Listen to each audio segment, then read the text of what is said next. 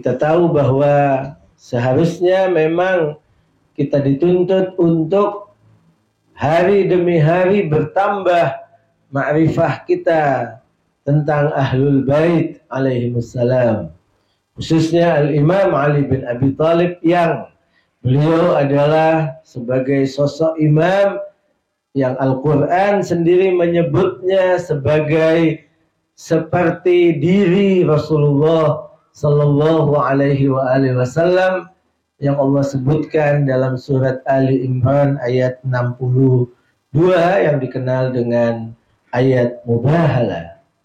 Dan kita tahu bahwa kehidupan Amirul Mukminin Imam Ali bin Abi Thalib alaihissalam adalah sebuah kehidupan yang penuh dengan berbagai khazanah, keilmuan, perjuangan, berbagai sifat-sifat karakter mulia yang diperankan oleh Al-Imam Ali bin Abi Thalib alaihissalam. Kita perlu banyak mengkaji, kita perlu banyak mengenal dengan berbagai cara.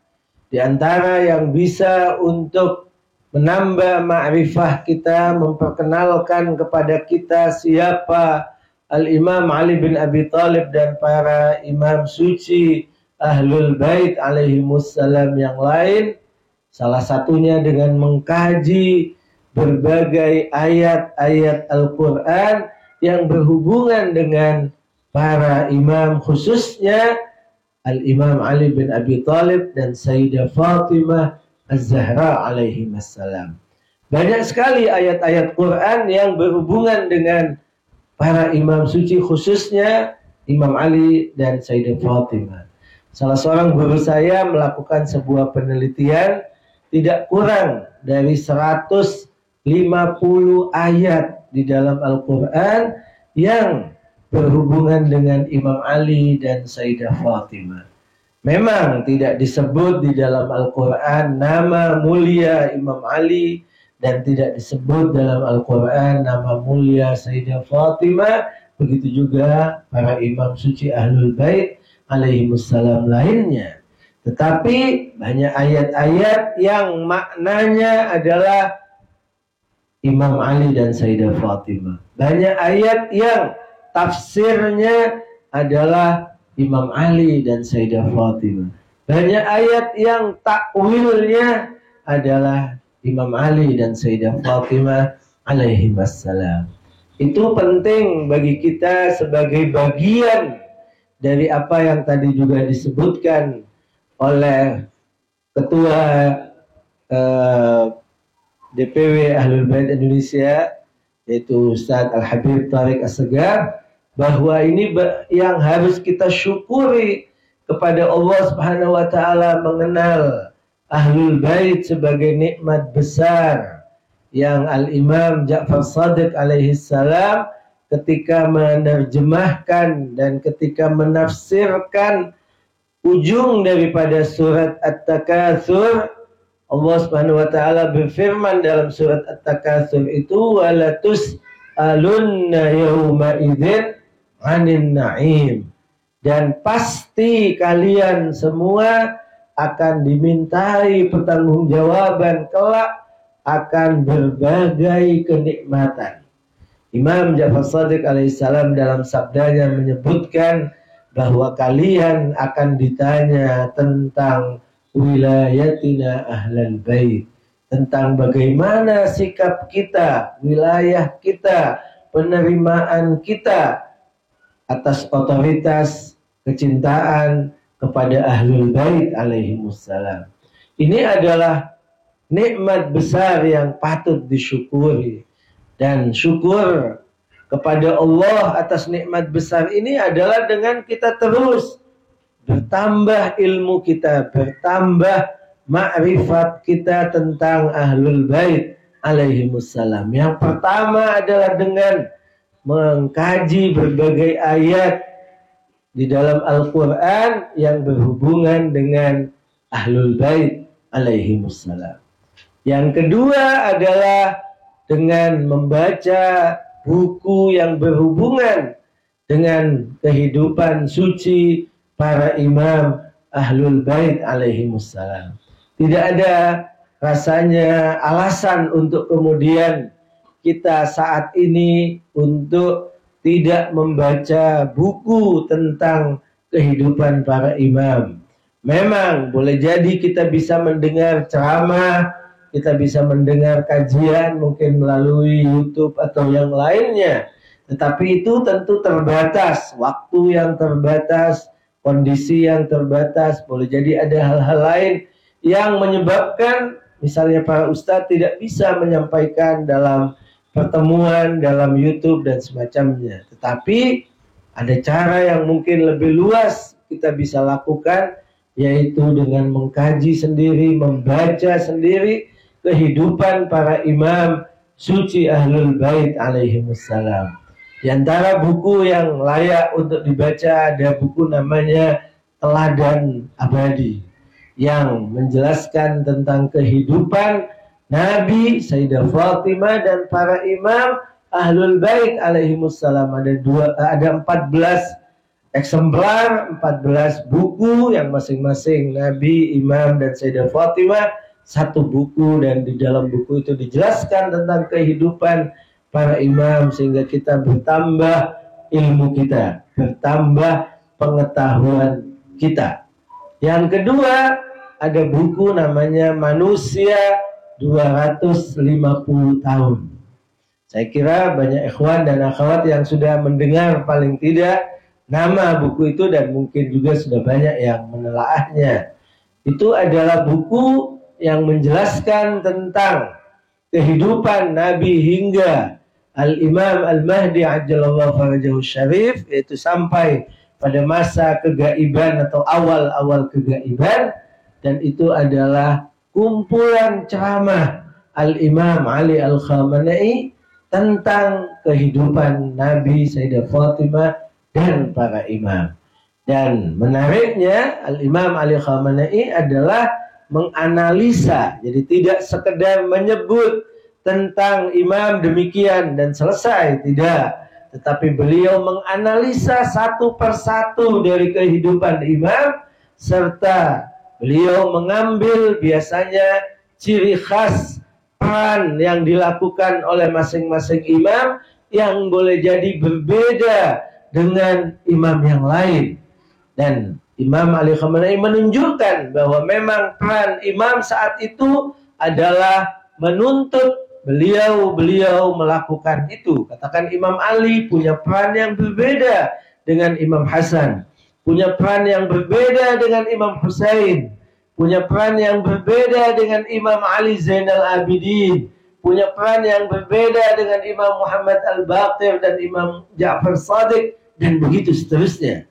Dan mempelajari analisa yang beliau sampaikan tentang kehidupan para imam dan peran-peran para imam tersebut adalah menjadi pelajaran penting bagi kita, teladan yang penting bagi kita, bagaimana tugas-tugas kita dalam kehidupan keseharian kita. Karena tidak bisa kita melakukan dengan satu model, tidak bisa kita kemudian paksakan dengan satu model saja, satu cara saja, satu metode saja. Boleh jadi kondisi kita tidak mengizinkan, situasi dan kondisi kita tidak mengizinkan untuk kemudian melakukan dengan metode A, metode yang boleh jadi sama seperti yang dilakukan oleh Imam A di antara para imam Ahlul Bait alaihimussalam. Kita perlu mungkin metode lain yang dilakukan oleh imam yang lain dalam kondisi yang berbeda, yang boleh jadi kondisi kita lebih dekat kepada imam A atau imam B di antara para imam Ahlul Bait alaihimussalam. Itu penting sekali untuk masing-masing kita menelaahnya, masing-masing kita membacanya. Kalau perlu mungkin bagus dijadikan sebuah kajian, bahan kajian, diskusi bersama, sehingga akan bertambah makrifah kita, pengetahuan kita, pengenalan kita kepada para imam suci Ahlul Bait, dan sekaligus bertambah juga pengetahuan kita tentang taklif, tentang apa yang menjadi tugas kita saat ini dengan menganalisa mana kondisi kita yang mungkin lebih cocok dengan salah satu imam Ahlul Bait alaihimussalam. Cara syukur yang lain yang juga perlu untuk kita perhatikan adalah bagaimana kita melanggengkan ya, karunia Allah Subhanahu wa taala yang ada pada kita.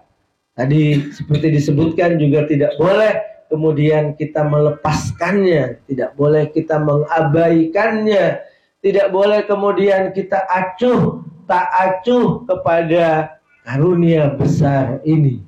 Ini adalah karunia besar yang tidak ada tandingannya. Saya ingin menukil sebuah kisah yang terjadi kepada salah seorang sahabat Imam Ja'far Shadiq alaihissalam, yang boleh jadi ini juga dialami oleh sebagian kita di berbagai tempat. Karena bersama Ahlul Bait, karena kecintaannya kepada Ahlul Bait, saat itu Imam Ja'far Shadiq alaihissalam, ada sahabat yang datang mengadu kepada Imam, curhat kepada Imam Shadiq alaihissalam. Dia mengatakan kepada Imam, wahai Imam, saya berada dalam kondisi sulit, kondisi ekonomi saya yang sulit karena kecintaan kepada Ahlul Bait, karena mungkin dikenal di tengah komunitasnya, di teman-temannya dia adalah bersama Ahlul Bait, maka boleh jadi dikucilkan, boleh jadi tidak kemudian kerjasama, sehingga kemudian dia menjadi miskin, susah hidupnya. Dia mengadu kepada Imam Ja'far Shadiq alaihissalam. Tapi Imam mengatakan kepada orang tersebut, menurutku engkau adalah orang yang kaya, bahkan sangat kaya, dan engkau lebih kaya dari beberapa orang temanmu. Kau lebih kaya dari beberapa orang yang hidup di sekitarmu. Sahabat Imam bingung. Dia bingung bagaimana Imam menganggapnya kaya, padahal dia lebih tahu tentang kondisinya. Kalau bahasa kita, utang banyak misalnya ya, utang di sana sini tidak bisa bayar, mau apa yang mau dimakan hari ini atau besok tidak jelas misalnya kondisi mungkin sebagian orang atau bahasa kita saat ini. Tapi Imam mengatakan engkau kaya. Kemudian dia bertanya kepada Imam, bagaimana Imam engkau menganggapku sebagai orang kaya? Aku yang tahu terhadap kehidupan diriku. Kemudian Imam mengatakan kepada orang tersebut dengan sebuah pertanyaan, wahai fulan, sekarang bayangkan kalau di sebelahku saat ini dan juga di sebelahmu saat ini yang sedang duduk, ada seseorang yang di tangannya dia pegang uang. Dan kemudian dia mengatakan, aku akan berikan kepadamu uang. Jumlahnya 10.000 dinar. Itu jumlah yang besar. Karena 1 dinar itu sama dengan harga 3,5 gram emas. Bisa kita hitung itu berapa? 10.000 dinar. Orang itu akan memberikan kepadamu dengan hanya satu syarat.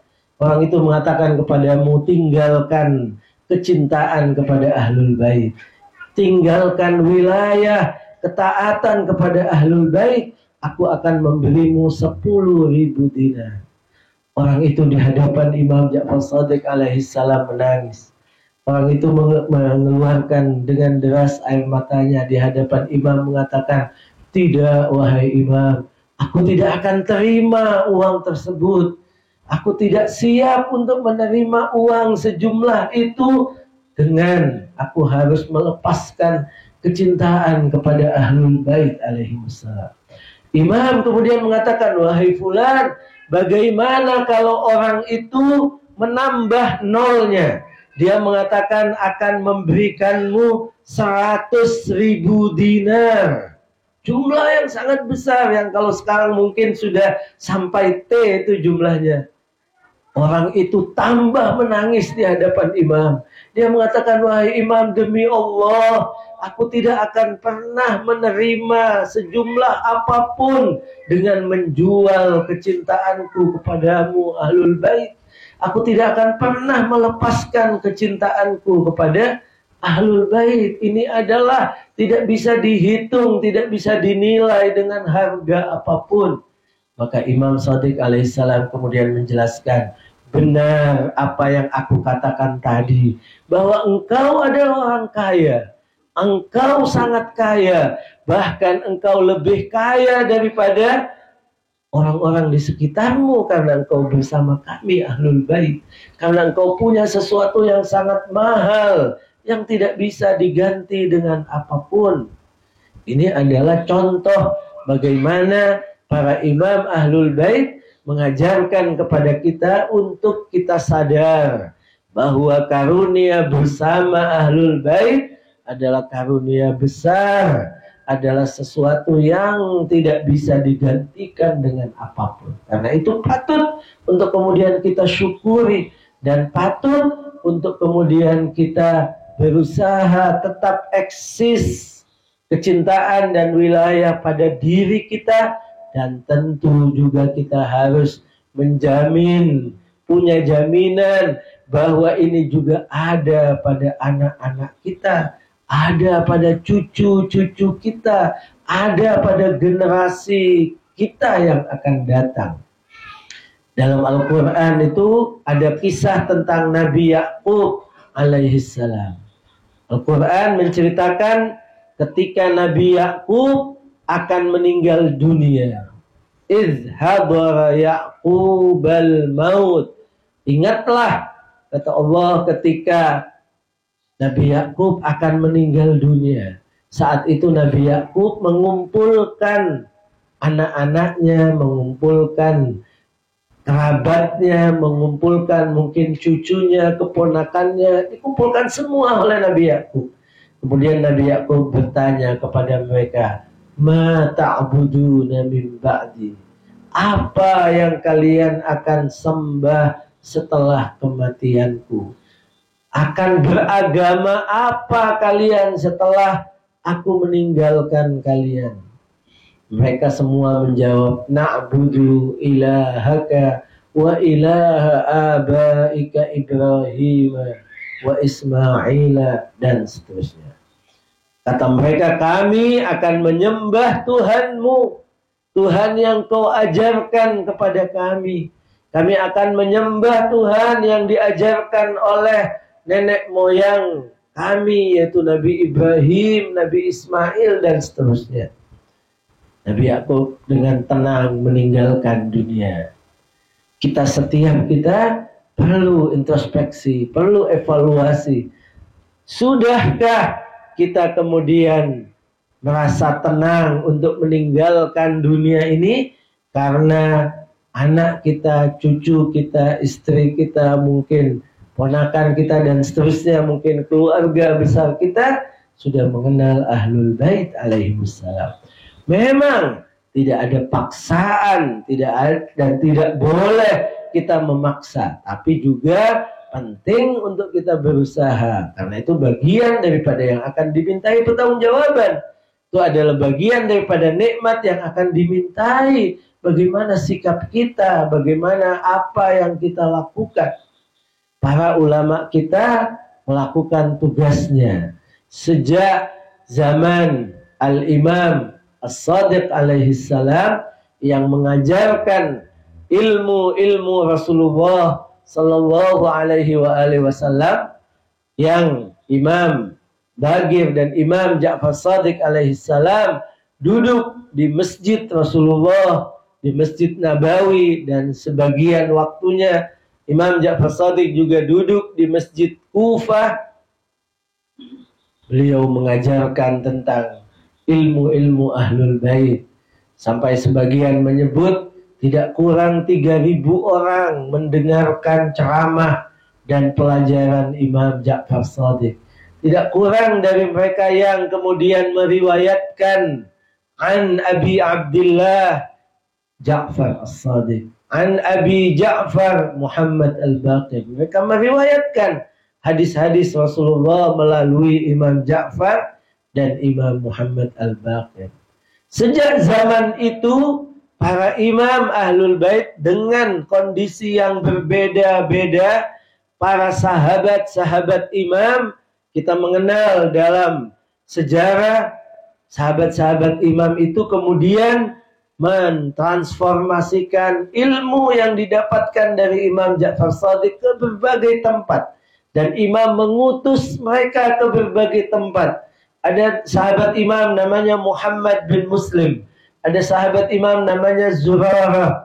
Ada sahabat imam namanya Abu Basir. Dan beberapa nama-nama sahabat imam yang berusaha untuk kemudian mengajarkan, memindahkan mutiara-mutiara Ahlul Bait. Dan tidak mudah memang. Kalau tadi juga diceritakan oleh Ustaz Tariq bahwa memang tidak mudah, banyak rintangan. Pada zaman itu juga sahabat-sahabat imam adalah dengan kesulitan, dengan hal yang bahkan boleh jadi nyawanya terancam ketika mereka mengajarkan ajaran Ahlul Bait alaihimussalam. Di antara sahabat imam itu ada seorang sahabat yang terpaksa, artinya dalam rangka melaksanakan tugas, dia harus berperan seperti orang yang menjual timun. Dia sebenarnya bukan profesinya jual timun, tapi dia lakukan itu. Kenapa? Karena dia selalu dimata-matai oleh penguasa saat itu. Jangan sampai ketahuan bahwa dia bersama Imam Shadiq. Tapi dia memang murid imam dan bahkan mendapat tugas dari imam untuk kemudian memindahkan pertanyaan para pengikut Imam Shadiq yang disampaikan kepada imam, dan imam menjawab, dan orang ini juga bertugas untuk menyampaikan kepada yang bertanya. Dan itu tidak mudah. Mungkin dengan lisan, mungkin dengan tulisan, maka setiap hari dia membawa timun, berlagak menjual timun kepada Imam Ja'far Shadiq alaihissalam. Tapi di saat memberikan timun, menerima uang, saat itu dia juga menyerahkan kertas, surat yang di dalamnya pertanyaan para pengikut Ahlul Bait, dan imam menerimanya. Besok paginya imam memberi jawaban karena orang itu datang lagi untuk bawa timun untuk mengambil jawaban dari Imam Ja'far Shadiq alaihissalam. Ini yang dilakukan oleh sahabat imam dalam rangka melaksanakan tugasnya, mentransformasikan ilmu-ilmu Ahlul Bait kepada banyak orang, kepada mereka yang sudah mengimani tentang keimamahan Ahlul Bait alaihimussalam. Dan ini berlangsung terus pada zaman Imam Ja'far Shadiq, pada zaman Imam Musa Al-Kazim alaihissalam, yang mana hidupnya dari satu penjara kepada penjara yang lain, tapi tetap Imam Musa Al-Kazim alaihissalam melaksanakan tugasnya dengan berbagai cara. Dan terus juga pada imam yang lain, sampai kepada masa ghaibah, masa kegaiban Imam Al-Mahdi ajallallahu farajahu syarif, yang sekitar 60 tahun adalah masa kegaiban kecil, masa kegaiban sementara, yakni bahwa beliau tidak berhubungan langsung dengan banyak orang, tetapi beliau berhubungan dengan wakil beliau. Pada masa itu ada 4 wakil, tapi masing-masing satu persatu. Ketika wakil pertama meninggal, dilanjutkan dengan wakil kedua, dan seterusnya sampai 4 orang, dan terus itu berhubungan dengan para pengikut Ahlul Bait melalui wakil itu. Sampai pada masa ghaibah kubra, ghaibah di mana imam tidak menunjuk lagi wakil secara khusus dengan nama, tetapi imam menunjuk atau memberikan kriteria bahwa yang berkedudukan sama dengan wakilku, yakni akan kemudian melaksanakan tugasku berhubungan dengan para pengikut Ahlul Bait, adalah orang yang memenuhi persyaratan. Imam menyebutkan berbagai kriteria, adalah seorang alim, seorang yang mampu menjaga dirinya, orang yang membersihkan dirinya, orang yang tidak rakus pada dunia. Itu adalah wakilku. Silahkan para masyarakat umum merujuk kepadanya. Dalam hadis yang lain Imam mengatakan bahwa silahkan kalian rujuk, silahkan kalian datang, silahkan kalian bertanya sebagai wakilku mereka yang tahu akan halal dan haram kami Ahlul Bait. Dan karena itulah kemudian para ulama di masa ghaibah melanjutkan misi para imam suci Ahlul Bait dengan membangun lembaga-lembaga pendidikan yang sejak saat itu diberi nama lembaga pendidikan itu dengan nama Hauzah Ilmiah. Hauzah itu artinya lembaga, wadah. Ilmiah artinya keilmuan. Jadi lembaga keilmuan di mana para ulama mengajarkan hadis-hadis Ahlul Bait untuk kemudian mencetak kader-kader, mencetak para ulama di masa akan datang yang akan menggantikan generasi sebelumnya. Itu disebut dengan hauzah yang kemudian berkembang dan berpindah dari satu tempat ya ke tempat yang lain. Hauzah ilmiah itu sempat besar. Misalnya di kota Hillah, satu kota di Irak, yang kemudian menghasilkan seorang ulama besar namanya Al-Allamah Al-Hilli. Itu dinisbatkan kepada nama kotanya. Sempat juga menjadi sebuah pusat pendidikan besar saat itu misalnya Najaf, ya. Najaf sebagai kota ilmu. Kemudian sempat juga pindah ke Jabal Amil. Jabal Amil itu sebuah kota di Lebanon. Dia juga pernah menjadi sebuah pusat pendidikan Ahlul Bait. Pusat pendidikan mencetak para ustadz, para ulama Ahlul Bait. Kemudian pindah ke kota lain namanya Isfahan yang ada di Iran. Kemudian pernah pindah ke Tehran, ya. Pernah juga kemudian ke Qum, ke Mashhad, yang saat ini pendidikan atau pusat pendidikan paling tidak yang besar adalah di dua kota, yaitu di Qum dan di Najaf. Yang di situ banyak ulama yang memang mendedikasikan umurnya, usianya, waktunya, tenaganya untuk mencetak para ulama yang akan melanjutkan di masa yang akan datang. Dan di antara lembaga-lembaga pendidikan itu ada namanya Jami'atul Mustafa. Jami'atul Mustafa itu adalah sebuah lembaga yang pusatnya ada di kota Qum, Iran, yang saat ini kurang lebih 3.000 mahasiswa sedang belajar di kota Qum dan beberapa kota lain di Iran di bawah lembaga namanya Jami'atul Mustafa. Selain itu, dia juga punya cabang di 50 negara di dunia. Dan salah satunya adalah di Indonesia yang berpusat di Jakarta. Perwakilan Jami'atul Mustafa yang ada di Jakarta itu membuka kemudian lembaga-lembaga pendidikan. Di antaranya bernama STAI Sadra. Dia adalah sekolah tinggi agama Islam. Sadra, yang namanya Sadra, mengambil nama salah seorang filosof muslim dan ahli tafsir. Karena itu juga yang dibuka prodinya ada dua. Ada prodi ilmu Al-Quran dan tafsir, IAT. Dan yang kedua adalah prodi filsafat Islam. Itu sudah berlangsung kemungkinan 12 tahun atau 13 tahun. Dan baru akan membuka namanya psikologi Islam, prodi yang ketiga. Ini adalah sebuah lembaga sekolah tinggi yang terakreditasi sesuai dengan persyaratan di Kopertais di bawah Kementerian Agama di Indonesia. Selain itu, Jami'atul Mustafa punya lembaga yang diberi nama dengan Hauzah Al-Mustafa.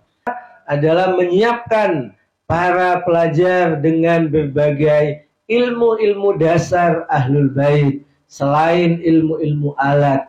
misalnya bahasa Arab, nahwu, sharaf, ya, mantik, ilmu logika, kemudian tentu ilmu fikih, ilmu usul fikih, tafsir, hadis, sehingga mereka belajar selama 3 tahun di Hauza Al-Mustafa, dan kalau memenuhi persyaratan artinya dianggap layak ya untuk kemudian bisa diberangkatkan, maka tentu kita akan rekomendasikan sehingga dia bisa berangkat ke KUM, misalnya ke Jamiatul Mustafa Pusat untuk melanjutkan. Dan dengan sekolah di Hauza Al-Mustafa, sebagian daripada mata kuliah SKS yang dipelajari di Hauza Al-Mustafa itu langsung tercatat di Jamiatul Mustafa Pusat sehingga tidak perlu mengulang. Dan boleh jadi 1 tahun pengalaman kita juga ada di antara mahasiswa yang kita kirimkan, 1 tahun sudah bisa menyelesaikan S1-nya sehingga dia layak untuk mendapatkan gelar S1. Tapi secara umum biasanya 2 tahun baru bisa menyelesaikan berbagai mata kuliahnya sehingga lulus S1. Dan dengan itu dia bisa untuk pulang ke Indonesia dengan membawa ijazah S1, walaupun saya tidak merekomendasikan kepada teman-teman kita untuk pulang setelah lulus S1, tapi lanjut S2. Ya, lanjut S2. Kenapa? Karena S1 rasanya masih kurang, ya, rasanya masih sangat sedikit ilmu yang bisa didapatkan ketika belajar di Iran. Tapi kalau S2 insya Allah sudah bisa dianggap cukup, tentu tidak sempurna, tapi cukup untuk kemudian pulang ke Indonesia dan menghadapi berbagai tantangan keilmuan di Indonesia. Yang kedua, faedahnya, urgensinya selesai S2 itu adalah ya ketika pulang ke Indonesia dengan membawa ijazah S2, dan ijazah Jamiatul Mustafa itu adalah ijazah yang diterima, bisa disetarakan oleh Kementerian Agama atau Kementerian Pendidikan di Indonesia, sehingga sama dengan S2 yang lulus di berbagai perguruan tinggi agama lainnya. Sehingga gelarnya juga adalah MA, atau kalau di Indonesia MAG, tapi karena dari luar negeri disebut MA. Dan bisa untuk melanjutkan kuliah di S3. Ini bukan teori, tapi saya sendiri termasuk yang melaksanakannya. Saya alhamdulillah menyelesaikan S2 di bidang teologi, itu ilmu kalam, walaupun tadi disebutkan dianggap oleh banyak orang ahli dalam fikih, tapi jurusan asli saya sebenarnya teologi, tapi fikih itu di Iran memang harus belajar semua harus belajar fikih. Dan setelah pulang ke Indonesia, saya lanjutkan S3 di UIN Syarif Hidayatullah. Itu sudah berjalan, artinya bukan teori, diterima ijazah Jamiatul Mustafa.